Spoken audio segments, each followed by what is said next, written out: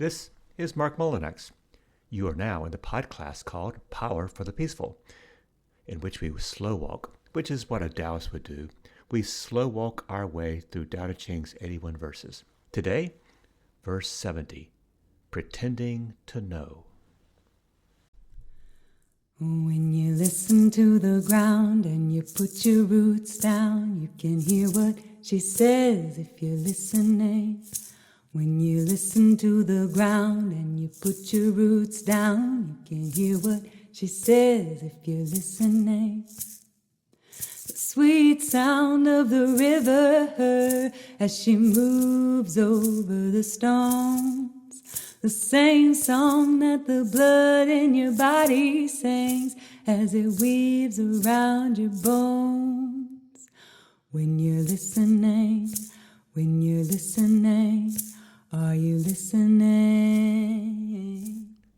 Ignorance is not a solution, nor is it bliss. Ignorance protects you from suffering a few things, but suffering will accumulate and come to you in large scale at some point. Sadhguru. Ignorance is not bliss. Ignorance is poverty. Ignorance is devastation. Ignorance is tragedy. And ignorance is illness. It all stems with ignorance. Jim Rohr.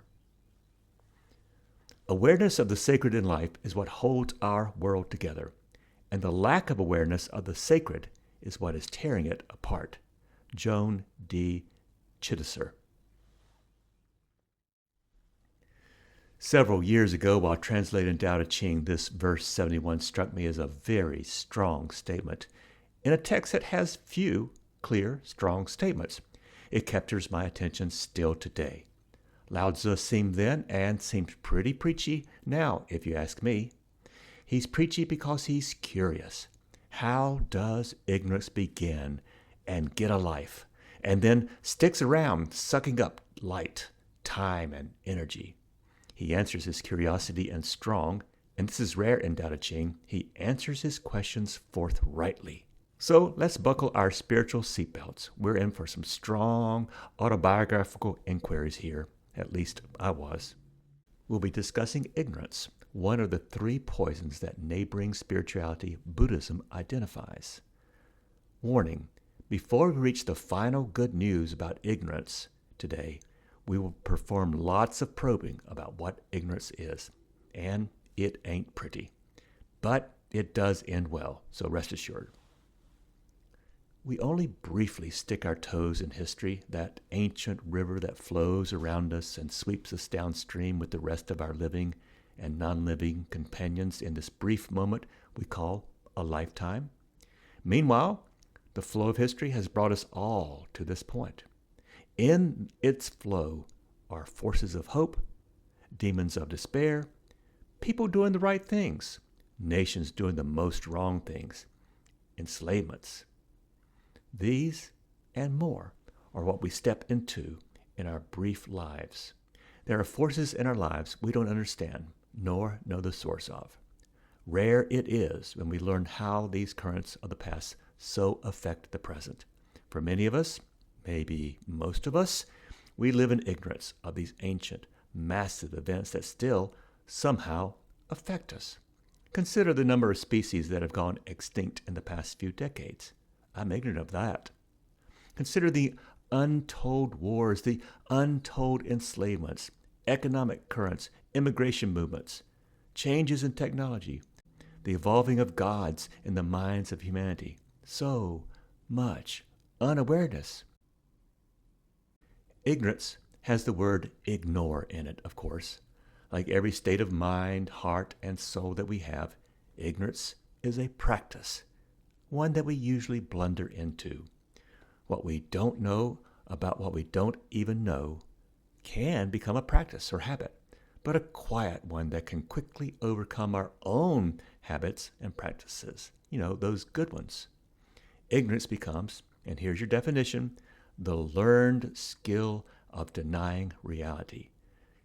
Shouting out, nah, nah, nah, nah, nah, hoping to drown out things we want to deny so that we can live allegedly simpler lives. Ignorance is bliss. Buddhists declare that impermanence is the way of reality, but it's not impermanence that makes us suffer. What makes us suffer is, in ignorance, wanting things to be permanent when they're not. Let ignorance get a seat at the table, and so much gets forgotten, so much gets ignored. Nothing good happens after that. Things can even get dangerous. Imagine a clueless leader of some nation with nuclear bombs and a penchant for revenge. So let's go to the verse. What does verse 71 actually say? It's called the agony of ignorance. Knowing one's ignorance is healthy. Not knowing, but pretending to, is disease.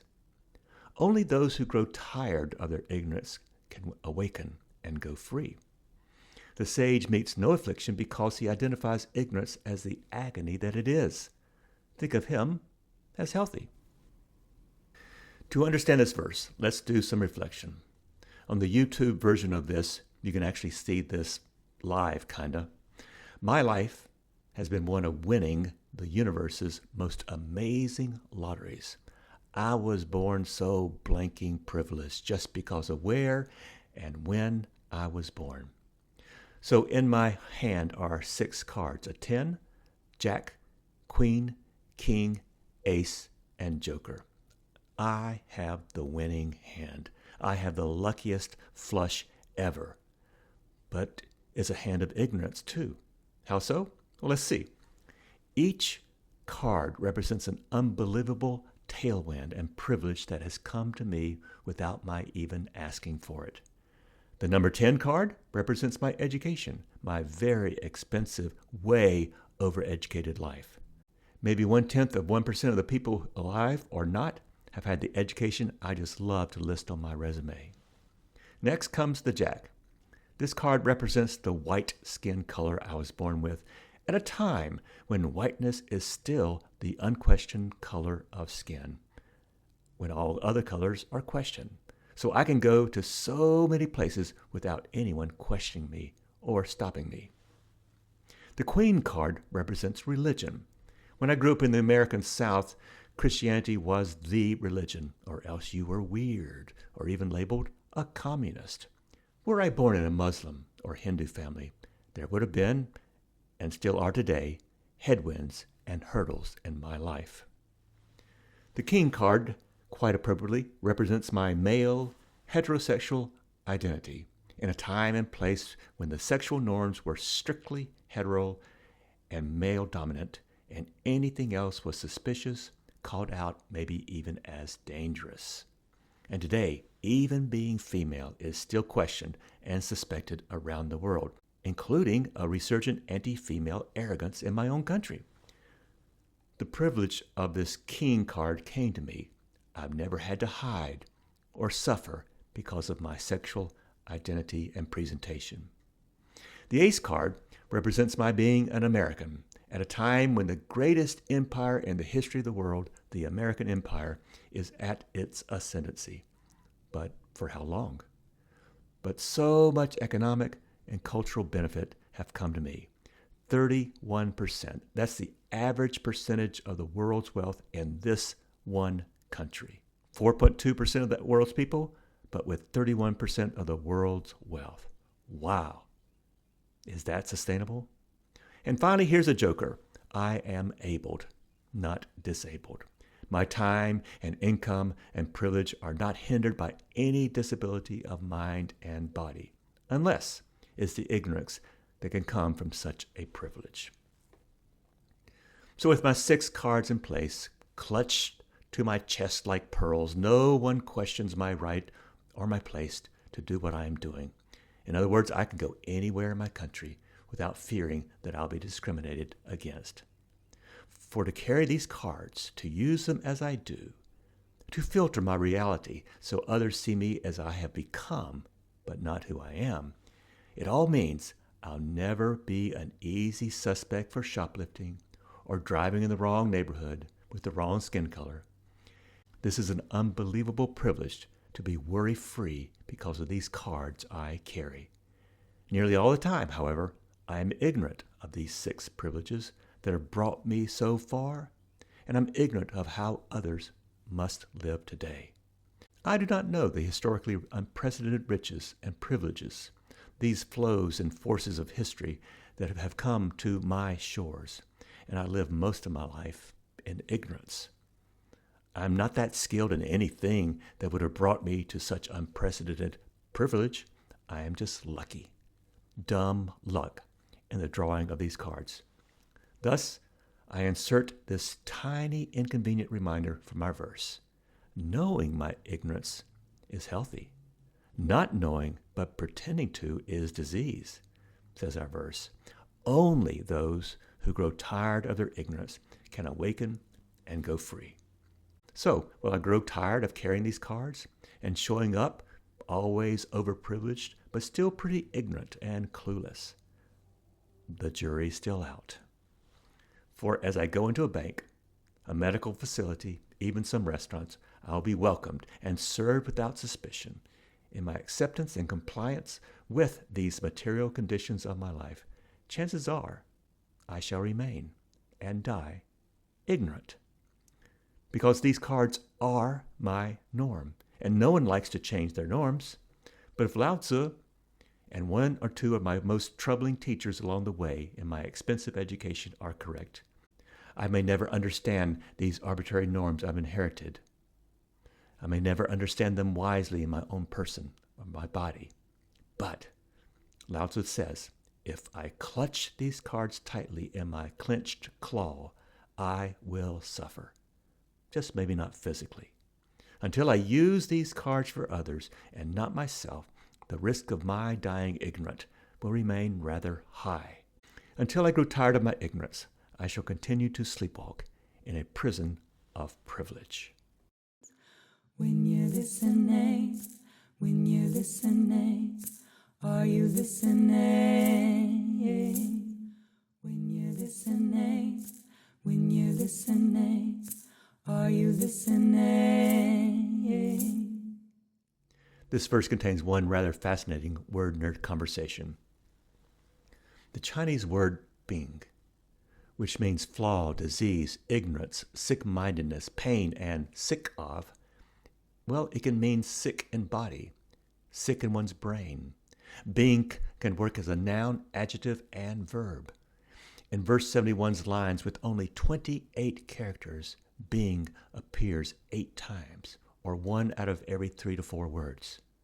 6 of these 8 appearances are in doubled character form, bing, bing, therefore intensifying being's meaning.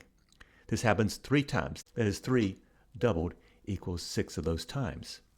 Lao Tzu shines his literary flashlight on being because he wants this diseased relationship with the false to become infamous, uncomfortable even, to wake us up to our malady, being, so we might become sick, being, of being ignorant, being. Knowing without understanding is the issue, which was a major theme in verse 70. For just to know does not translate to understanding. And this is a disease or a dis-ease common to all humanity. Everyone knows about the dangers our world faces in the near future, but at this writing, few understand or have wised up. For this disease, ignorance is powerful. It's silent, and it is contagious. The crazy thing is that few of us consider such ignorance as a crisis, for it is a painless infection, at least until the end. Listen to some of the lyrics of Amy Mann's 1996 song, Wise Up. It's not what you thought when you first began it. You got what you want. Now you can hardly stand it, though. By now, you know. It's not going to stop. It's not going to stop. It's not going to stop till you wise up. Yes, ignorance is a silent malady, a near symptomless illness, a dis-ease I mostly do not feel.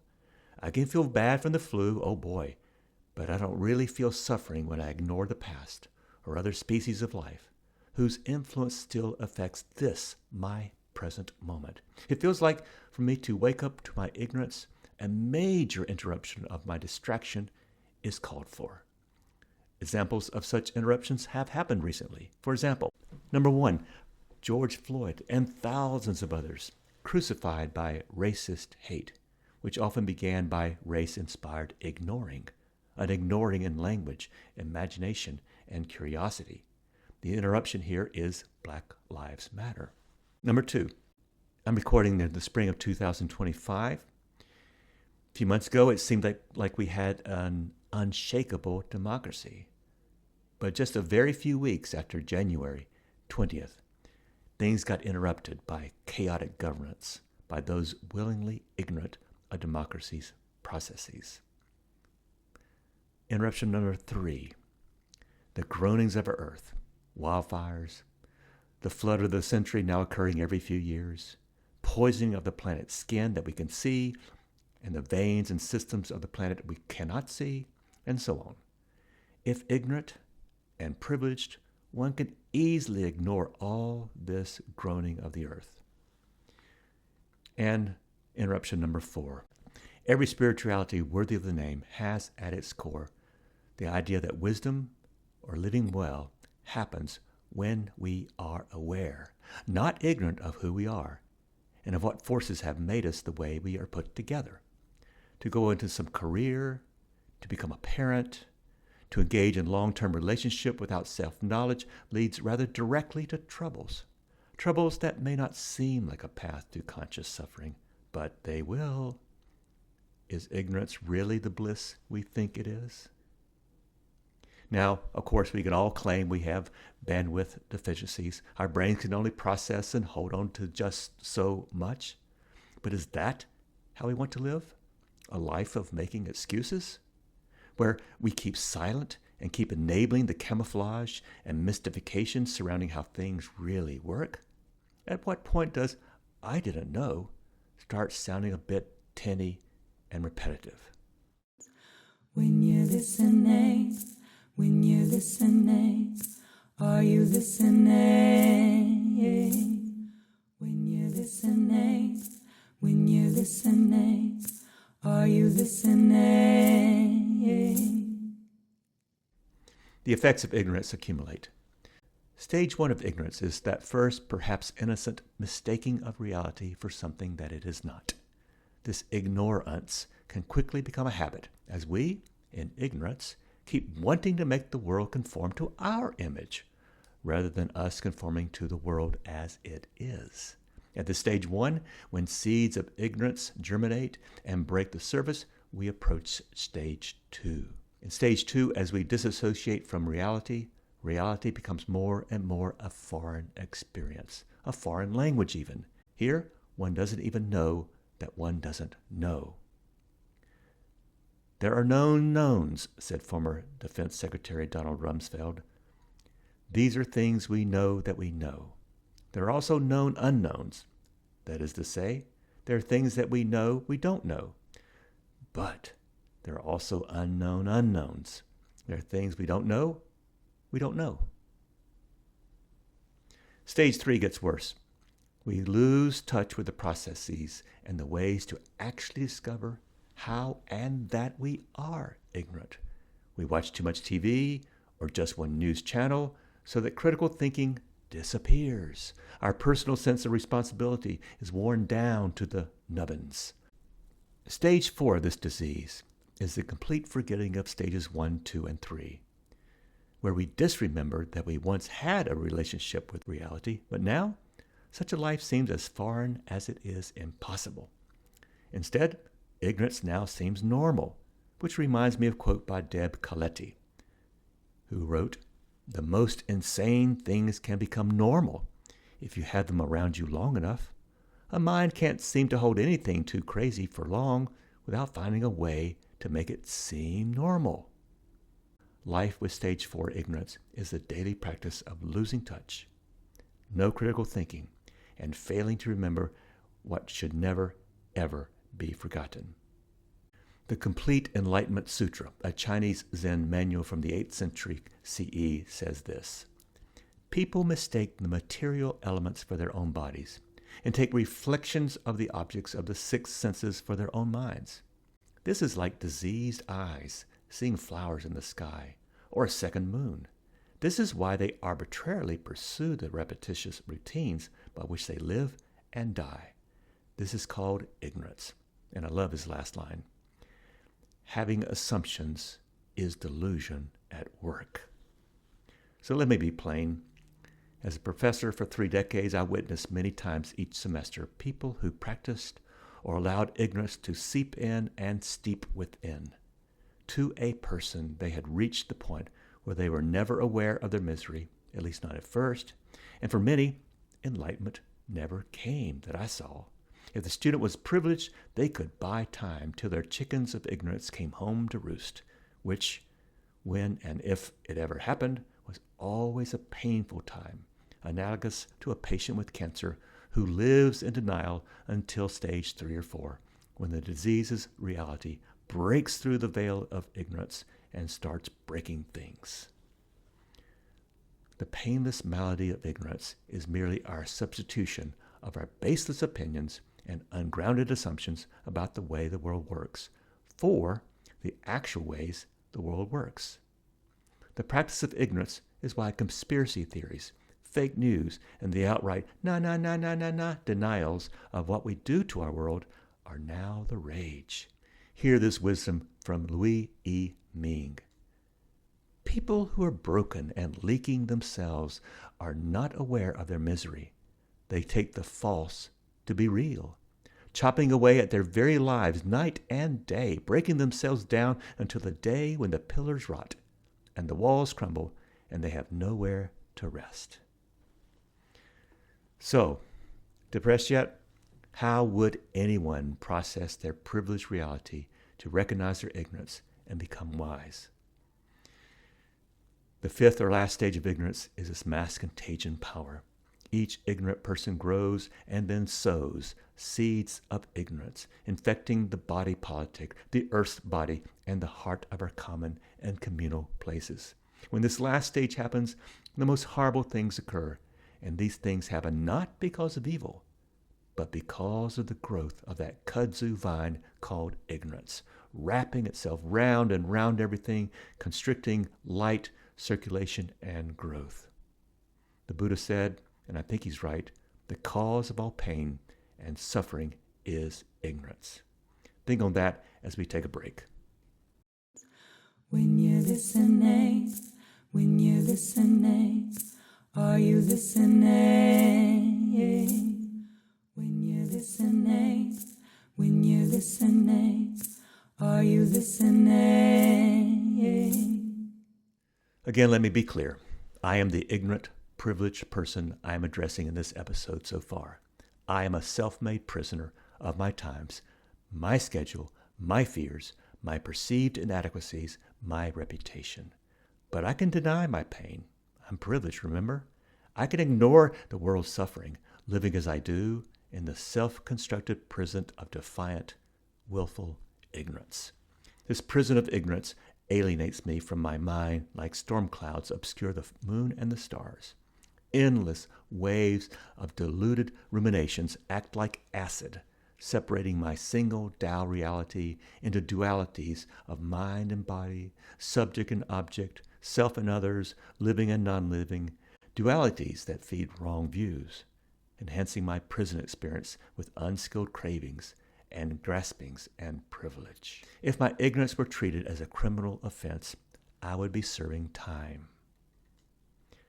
The god-awful question, have I escaped or deconstructed my prison of ignorance? Have I lost my 6 cards of privilege? Nah. The undertow of history and the swift tide of forces unleashed long before Mark got here can drown out unskilled awareness. I've still yet to evict the warden to my prison, that is, the me that refuses to grow up, the I that wants things just so, and the my, me, mine mind, which is the font source of so much crap. Most every day, I misremember the first peoples who lived on the land that I think I can actually own. As verse 10 puts it, ownership is a text. Oh boy, is it ever. So I pray for just one honest moment each day, a moment to assess who I am and what I've become, who it is that loves me, and that I am just fine the way I already am, without all these accretions and secretions of false ignorance. For ignorance is neither my birthright nor my destiny. It's just my daily, chosen Sisyphean task in the meantime. Muso Kokushi said this: ignorance has no real substance. It is like seeing someone in a dream. It is not that there is no presence, but on awakening, that person is just not there. So the question becomes, my dear pod class, how does one awake from the slow drip of ignorance's poisons? I think the answer is disarmingly simple. Instead of seeking for truth, says one Buddhist text, just cease cherishing opinions. And I say, wow. To add to this Buddhist insight, I have one suggestion and then one reminder. I suggest, first of all, find a community of accountability. It may be a book club like I have here in West Asheville. It could be just a few folks reading a passage or two together, virtually or in person, regularly. You could also request my collection of kid and family-friendly Tao verses to read aloud and discuss at home. I'll be happy to send out this evolving document. My email's in the show notes. The good news of Tao is my reminder. Don't try hard to look for the awareness that interrupts ignorance. Just relax. Do your Wu Wei, and you'll see awareness is already there. It's never gone anywhere. Tao Te Ching says it like this: the sage meets no affliction because he identifies ignorance as the agony that it is.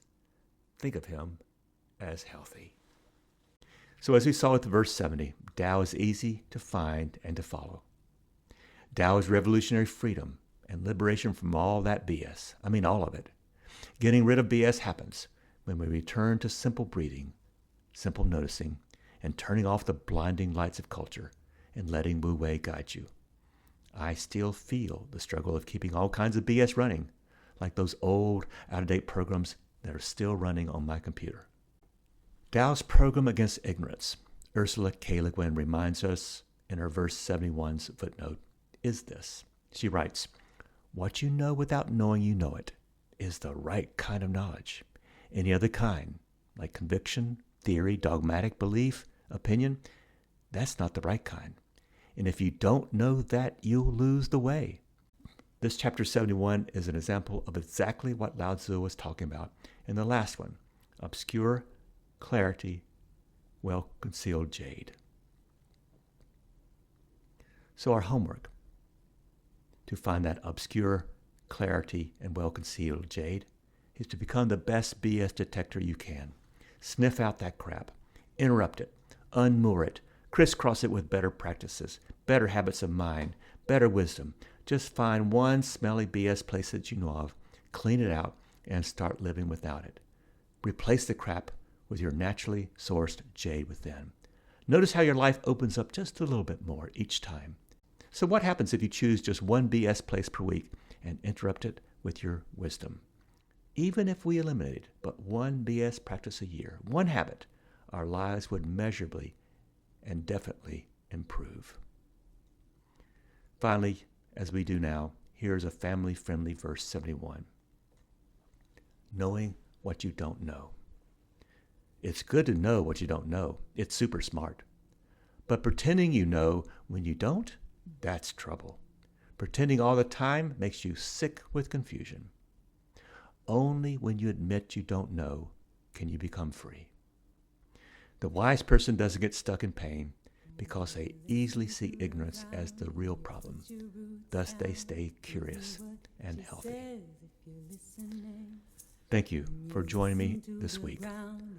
Our podcast is an original labor of love, designed, written, and co-produced by many whose central idea is that Tao Te Ching is good news for today. Tao still speaks.